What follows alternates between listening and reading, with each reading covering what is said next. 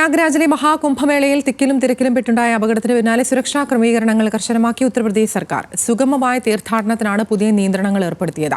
ഗതാഗത കുരുക്ക് ഒഴിവാക്കാൻ മഹാകുംഭ് പ്രദേശം സമ്പൂർണ്ണ വാഹനരഹിത മേഖലയായി ജില്ലാ ഭരണകൂടം പ്രഖ്യാപിച്ചു. 30 പേരാണ് കുംഭമേളയിൽ ഇന്നലെയുണ്ടായ ജനത്തിരക്കിൽ മരിച്ചത്. കഴിഞ്ഞ ദിവസമുണ്ടായ അപകടത്തിന്റെ പശ്ചാത്തലത്തിൽ മഹാകുംഭ് പ്രദേശത്ത് ഗതാഗത തടസ്സവും ജനക്കൂട്ടവും ഒഴിവാക്കണമെന്നാണ് ഉത്തർപ്രദേശ് മുഖ്യമന്ത്രി യോഗി ആദിത്യനാഥ് ഉദ്യോഗസ്ഥർക്ക് നൽകിയ നിർദ്ദേശം. തിരക്ക് നിയന്ത്രിക്കാൻ 5 നിയന്ത്രണങ്ങളോടെ പുതിയ മാർഗനിർദ്ദേശങ്ങൾ പുറത്തിറക്കി. സുരക്ഷാ സംവിധാനങ്ങൾ ഏകോപിപ്പിക്കാൻ സ്പെഷ്യൽ സെക്രട്ടറി തലത്തിലുള്ള 5 ഉദ്യോഗസ്ഥരെ നിയോഗിച്ചതായും UP സർക്കാർ അറിയിച്ചു.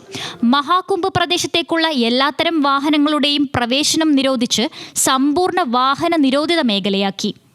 VVIP പാസുകൾ റദ്ദാക്കിയതിനാൽ പ്രത്യേക പാസിലൂടെയും വാഹനങ്ങൾക്ക് പ്രവേശനം അനുവദിക്കില്ല. സമീപ ജില്ലയിൽ നിന്നും വരുന്ന വാഹനങ്ങളെ അതിർത്തിയിൽ തടയും.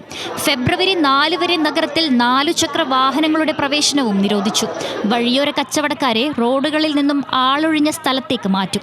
ഭക്തരുടെ സുഗമമായ സഞ്ചാരത്തിന് മേളയിലേക്കുള്ള റോഡുകൾ വൺ വേ ആക്കി. അതിർത്തിയിലെ ജനക്കൂട്ടത്തിന്റെ തിരക്ക് നിയന്ത്രിക്കാനും പ്രയാഗ്രാജിൽ നിന്നുള്ള മടക്കയാത്ര തടസ്സമില്ലാതെ തുടരുന്നതിനും അതിർത്തി പോയിന്റുകളിൽ സജ്ജീകരണമൊരുക്കാൻ സമീപ ജില്ലകളിലെ മുതിർന്ന പോലീസ് ഉദ്യോഗസ്ഥർക്ക് മുഖ്യമന്ത്രി യോഗി ആദിത്യനാഥ് നിർദ്ദേശം നൽകി. അപകടത്തിൽ സർക്കാർ നിയോഗിച്ച ജുഡീഷ്യൽ കമ്മീഷൻ 1 മാസത്തിനകം അന്വേഷണം നടത്തി റിപ്പോർട്ട് സമർപ്പിക്കും. പോലീസ് അന്വേഷണവും തുടരുകയാണ്.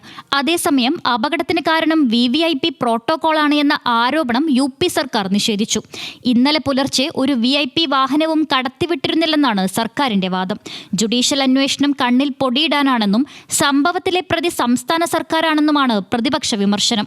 കുംഭമേളയിൽ പങ്കെടുക്കാനായി ഇന്നലെ മാത്രം 8 കോടിയോളം പേരാണ് പ്രയാഗ്രാജിലേക്ക് എത്തിയതെന്നാണ് ഔദ്യോഗിക കണക്കുകൾ. കുംഭമേള ആരംഭിച്ച് ഇതുവരെ 27 കോടിയിലധികം പേർ സ്നാനം നടത്തി. ഫെബ്രുവരി 3 വസന്ത പഞ്ചമി ദിവസം അമൃത് സ്നാനം നടക്കുമെന്നും ചീഫ് സെക്രട്ടറിയും DGPയും അടങ്ങുന്ന ഉന്നതതല സംഘം ക്രമീകരണങ്ങൾ വിലയിരുത്തുമെന്നും UP സർക്കാർ അറിയിച്ചു. National desk news Malayalam.